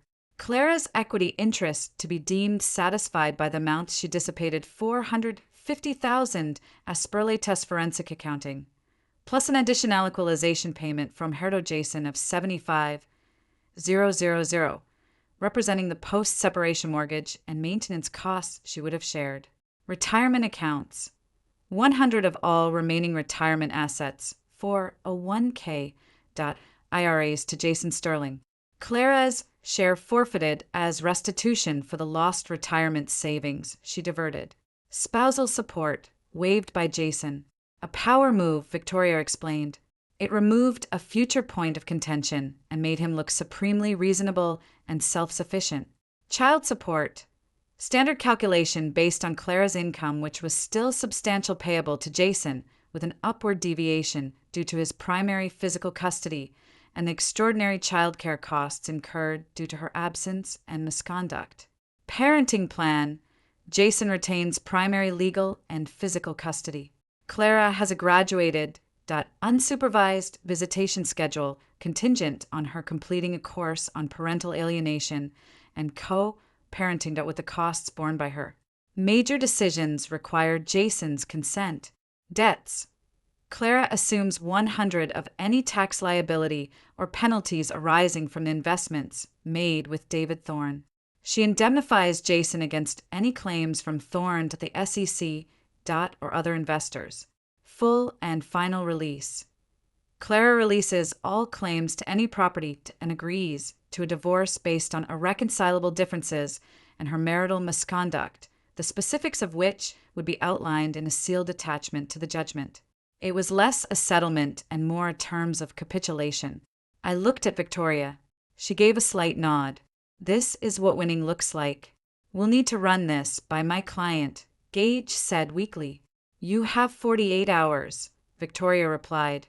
After that we begin formal discovery depositions. We will be subpoenaing David Thorne. I'm sure the SEC would be very interested in his testimony as well. The threat hung in the air. They took the deal. Of course they did. Clara, isolated, publicly humiliated, financially hobbled, and legally outgunned, had no leverage. Her shining future with David Thorne was now a federal case. Her financial acumen was evidence of gross misconduct. Her motherhood was under court supervision. She signed. The final settlement hearing point 2 weeks later was an anticlimax. It was in a different, smaller courtroom. Clara looked hollowed out, a ghost of the vibrant woman I'd married. She avoided my eyes the entire time. The judge, a different one tasked with rubber stamping uncontested settlements, reviewed the hefty agreement. Ms. Sterling, the judge said, peering over his glasses. You understand that by signing this, you are agreeing to these terms, which are highly unfavorable to you? You are represented by counsel? You're doing this voluntarily? Yes, Your Honor, she whispered. Very well. He stamped the decree. Judgment of divorce entered. The marriage is dissolved. The attached settlement agreement is incorporated and shall have the force of law. Good luck to you both. And that was it. 15 years that ended with the thud of a stamp. No dramatic speeches. No final glances. We stood when the judge left. Clara and Gage hurried out one door. Victoria and I walked out another. On the courthouse steps, the spring sun was shockingly bright. Victoria handed me the bound, stamped copy of the judgment. It's done. You have your life back. On your terms. We did it, I said, the weight of the document in my hand, feeling like the weight of the world, lifted. You did it, she corrected. You stayed calm. You gathered evidence. You were a perfect client. Now, go be with your son. I drove home, the legal document on the passenger seat. I didn't feel elation. I felt a deep, profound exhaustion, and beneath it, a solid, unshakable peace. The war was over. The structure had not only held, it had been reinforced, and the rot had been legally, definitively excised. When I got home, Leo was in the kitchen, making a sandwich.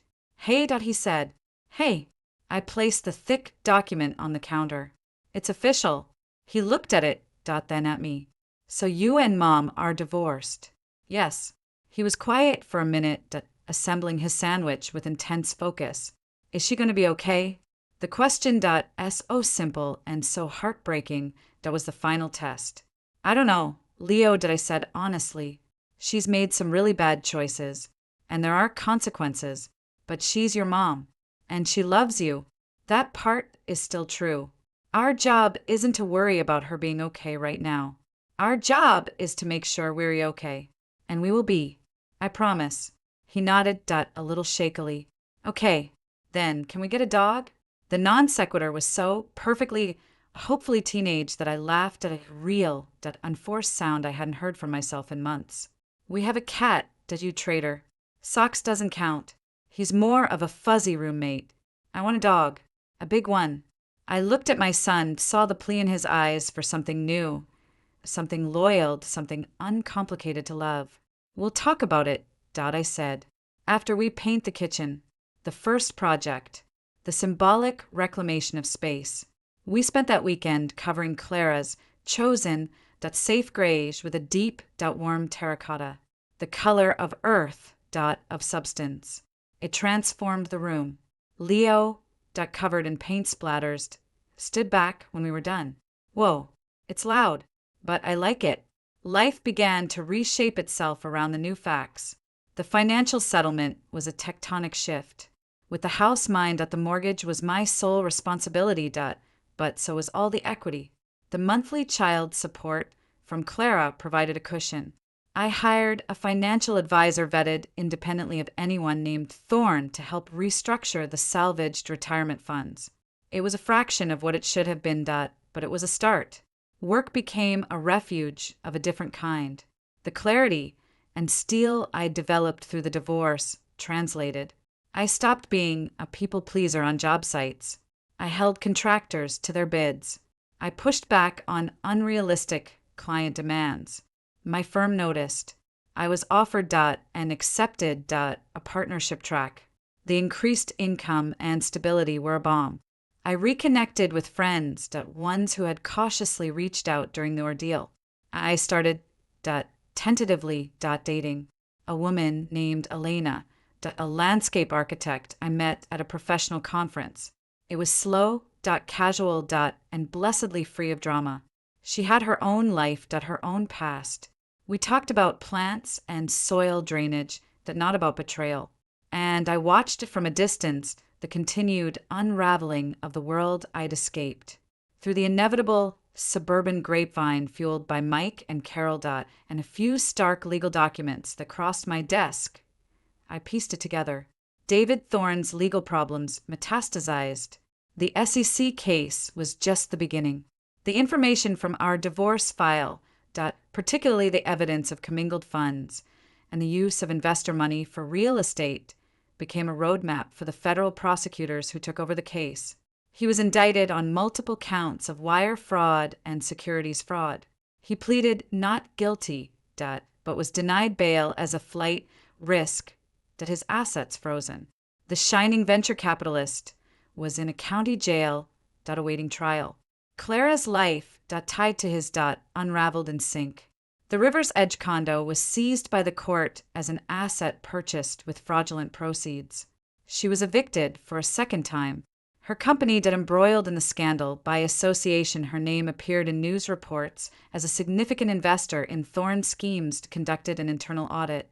They discovered her creative expense reporting for the Wednesday client dinners. She was fired for cause a termination that made it nearly impossible for her to find a similar position in the highly regulated finance industry. The child support payments, based on her former high salary, became a crushing burden on her now meager income from temp work. The final twist, the one that landed with a dull thud on my doorstep via a formal legal envelope, was a lawsuit. Clara, through a new, hungry-looking attorney, was suing David Thorne. The civil complaint alleged fraud, intentional infliction of emotional distress, and breach of fiduciary duty. She claimed he had systematically deceived her about the nature of their investments and his intentions to leave his marriage, causing her to divest herself of her marital estate and compromise her relationship with her children based on false promises. I read the complaint sitting at my new terracotta kitchen island. There was no schadenfreude, just a weary, profound sadness. She was a victim, yes, but she had also been a willing participant, an eager architect of her own, and my destruction until the blueprint proved faulty. Now she was trying to retrofit herself as the sole injured party. It was a legal and emotional Hail Mary. I showed it to Victoria at our final wrap-up meeting. She skimmed it. Predictable. She's trying to recoup her losses from the only pocket left, even if that pocket is empty. It doesn't affect you. Your settlement with her includes an indemnity. If she somehow wins money from him, IT doesn't reduce what she owes you. It's just noise. She trusted him, to, I said more to myself than to her. And that doesn't make what she did to you acceptable. Victoria said, echoing her earlier sentiment. It just makes the wreckage bigger. Deceivers deceive. It's what they do.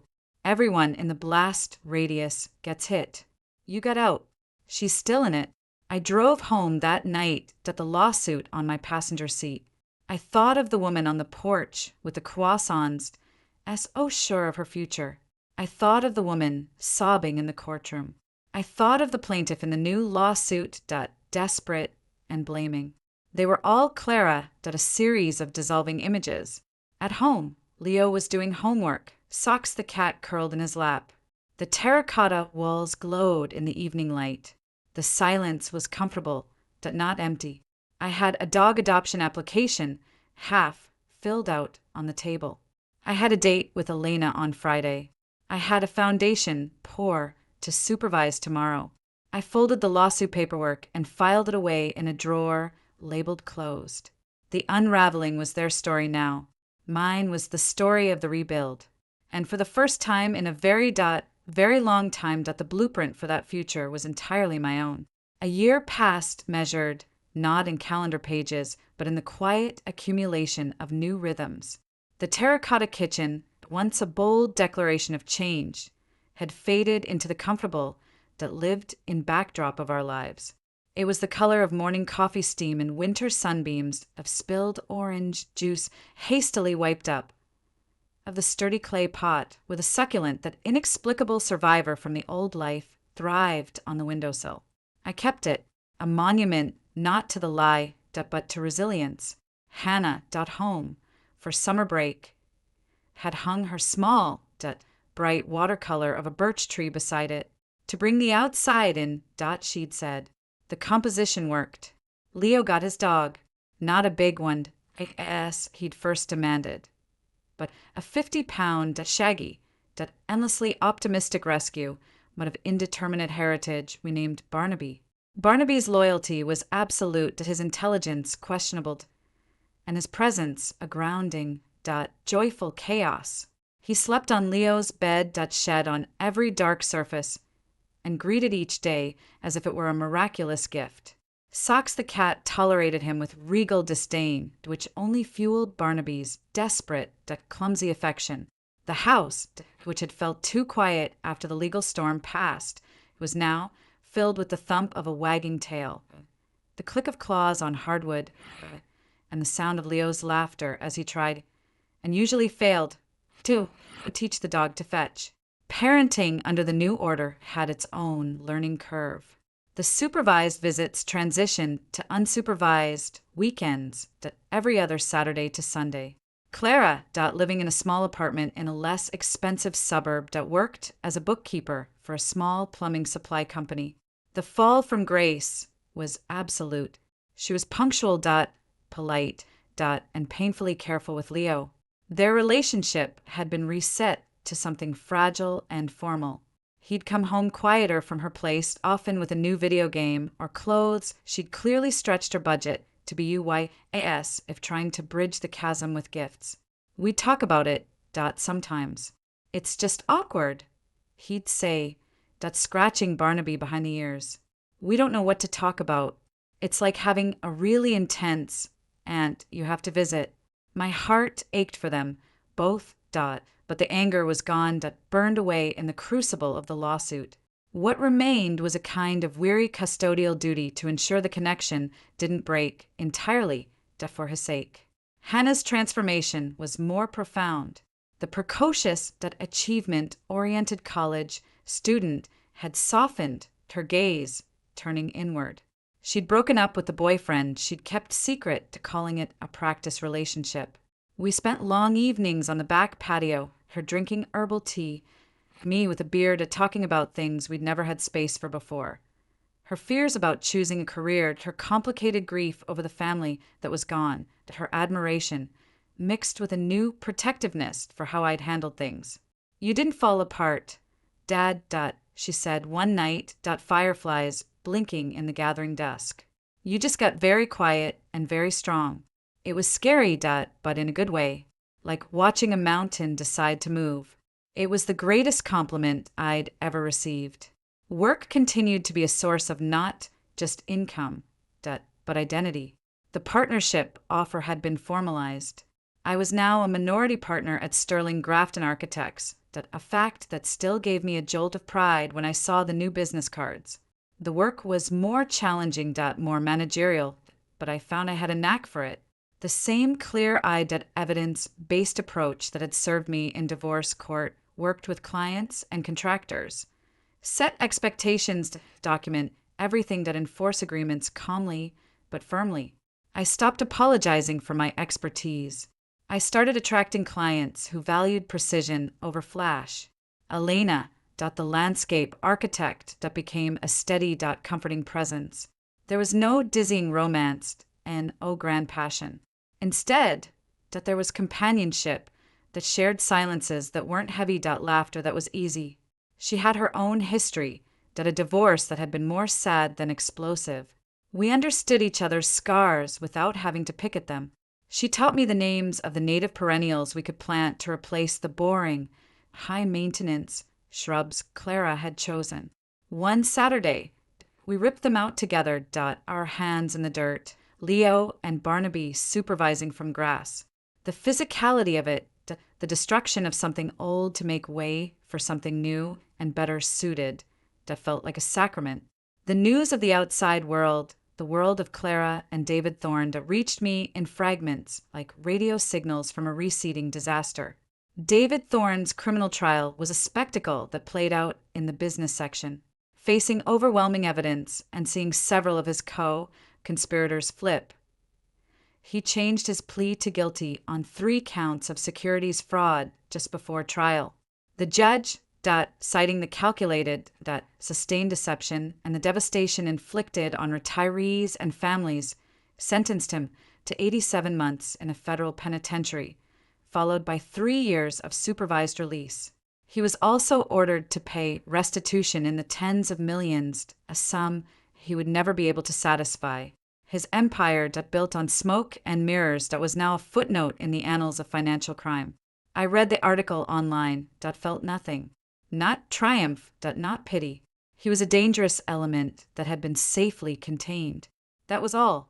Clara's civil suit against him was put on hold, mooted by his criminal conviction and insolvency. Her attempt to recoup anything died a quiet death. Her life seemed to shrink to a tiny, hard point of survival. Mike heard from a mutual acquaintance that she'd been seen at a support group for people with financial trauma. Another snippet came through the parenting coordinator. Clara had asked if Leo's child support could be temporarily reduced due to her financial hardship. It was a legitimate request under the settlement terms. Victoria's office handled it. We agreed to a modest, temporary reduction. It wasn't generosity. It was the cold math of the agreement, and the pragmatic understanding that an utterly destitute co-parent was of no benefit to Leo. The transaction was handled by paralegals. I didn't speak to her. One Sunday morning in late spring, the kind of morning that makes you believe in fresh starts, I was in the terracotta kitchen. The newspaper was spread on the table, the ritual reclaimed. Barnaby was snoring at my feet. Hannah was still asleep upstairs. Leo was at a friend's for the weekend. The silence was the good kind, full of potential. My phone buzzed. It was a number I didn't recognize, but with a local area code. A cold finger traced my spine, a ghost of old anxieties. I let it go to voicemail. A minute later, a text arrived from the same number. Unknown, Jason. It's Clara. I know I'm not supposed to contact you directly. I'm sorry. I'm at Huron Valley Hospital. It's not an emergency. I'm okay, but I'm being discharged, and I have no one to call. The Uber fare to my apartment is more than I have right now. Is there any way you could give me a ride? Just this once. I promise that I won't ask again. I stared at the text. A hospital. No emergency. No one to call. The sheer, abject loneliness of it was a physical weight. Every instinct honed in the last year, the fortress mentality, to the strict boundaries, screamed to forward this to the parenting coordinator and be done with it. That was the protocol. That was the safe, smart, self-protective thing to do. I thought of Leo. I thought of the woman who had sung him lullabies, who had helped him with his first science project, who was despite everything that his mother. I thought of the fact that she had no one. Not David Thorne, in prison. Not her high-powered friends, who had vanished. Not her family, who lived far away and with whom she'd never been close.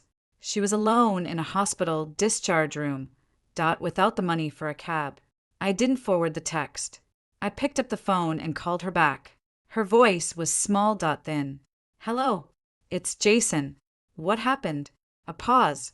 Gallbladder. They took it out laparoscopic. It was sudden. I had a neighbor drive me in last night. She can't pick me up. I'm okay. Just sore. And embarrassed. I'll be there in 20 minutes, I said. Wait in the main lobby. The drive to the hospital was surreal. I hadn't seen her in person since the final court hearing over a year ago.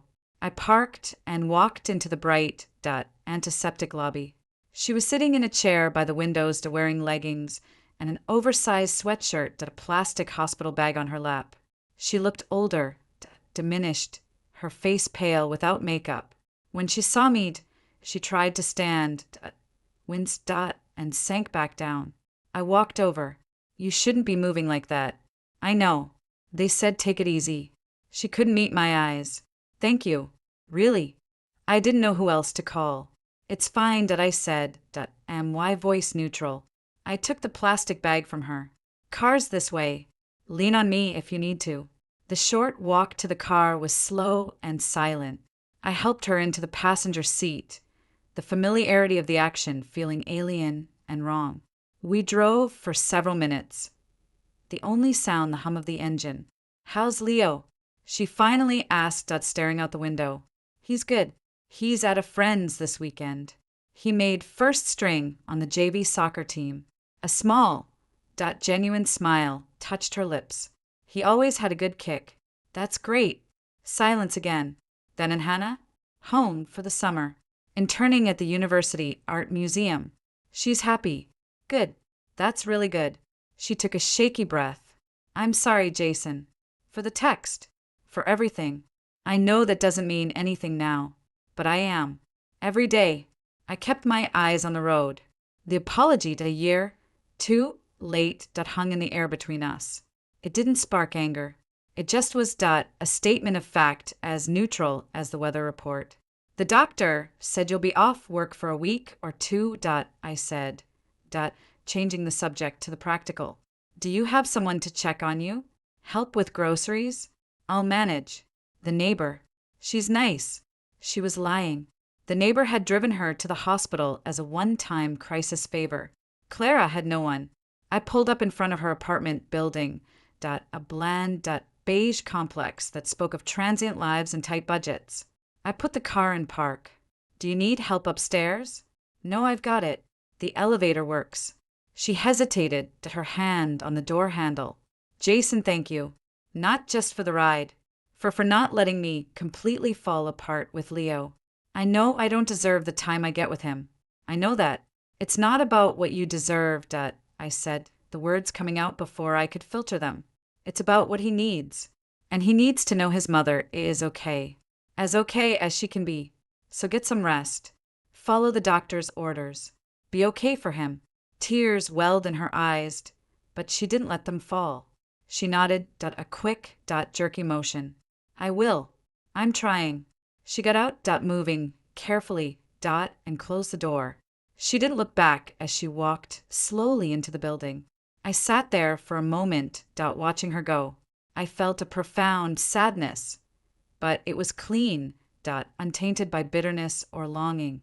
It was the sadness you feel for a stranger you see struggling with heavy bags, a sadness that acknowledges pain without needing to own it. I drove home. Barnaby greeted me with his usual ecstatic, whole body wag. Hannah was in the kitchen, making coffee. Where'd you go? She asked. I had to give your mom a ride home from the hospital, I said, the truth simple and unadorned. Her spoon stilled in the mug. Is she okay? Gallbladder surgery. She'll be fine. Hannah searched my face, looking for the old tension, the anger. She found none. Wow. Okay, that was decent of you. It was just a ride, I said, pouring myself cup. But we both knew it was more than that. It was a closing of a circle. Not forgiveness that was a private matter for her conscience, not mine, but a final release of the last vestiges of the war. The conflict was over. All that remained was the aftermath, and the separate, parallel lives we were building from the rubble. Later that afternoon, I was in my home office, reviewing site plans. The late sun slanted across my desk, illuminating a small, framed photograph I kept there now. It was of Leo, Hannah, and me, taken on a hiking trip the previous fall. We were smiling, windblown, with a gorgeous, chaotic mountain vista behind us. Barnaby's muddy paw was just visible in the corner. It was a picture of a family, different from the one-eyed plan, but solid, real. My phone buzzed again. This time, IT was Elena. Hey, I'm at the nursery. They have those purple coneflowers you liked. Want me to pick up a flat? We could plant them tomorrow along the new walkway. I looked at the site plans, then out the window at the patch of earth we'd cleared. Yes, I said, a smile in my voice. Get 2 flats. And maybe some of that creeping time for between the stones. You're getting ambitious, she laughed. I've got a good landscape architect, I replied. After I hung up, I sat for a long moment in the quiet room. The house around me was no longer just a structure I'd won in a settlement. It was a home I was building, day by day, choice by choice. The foundation, once I'd chiseled away the rod of deception and financial betrayal, had proven sound. More than sound, it was strong enough to hold this new, quieter, more authentic life. The fears that had once haunted me of being alone, a failure, of a diminished future, had not disappeared, but they had transformed. They were no longer monsters under the bed. They were simply the shadows cast by the furniture, a natural part of the landscape. And I had learned to navigate in this light. Silence I had learned was not loyalty, but the peace I felt now, this deep, resonant calm, wasn't silence. It was the sound of a life finally being lived on its own true terms. It was the hum of the refrigerator, the snore of the dog, the scratch of my pen on blueprints, the distant laughter of my daughter on a phone call upstairs. It was the quiet promise of coneflowers yet to be planted. I was not the man I was a year ago, broken on a kitchen floor. I was not the avenging strategist of the courtroom. I was someone new, forged in the fire of that year. Quieter, more certain, less interested in managing perceptions, and more interested in tending to the things that were real. My children, why work, the garden outside my window, the woman who knew the names of plants. I was, I allowed myself to think, carefully, without daring the universe to contradict me, happy. Not the giddy, fleeting happiness of before, but a durable, earned contentment. A happiness built on a reclaimed foundation, stone by honest stone. The story, as I had lived it, was over. But the life, the good and simple and complicated life that came after, was just beginning. And for the first time in a very long time, I couldn't wait to see what the next page would hold.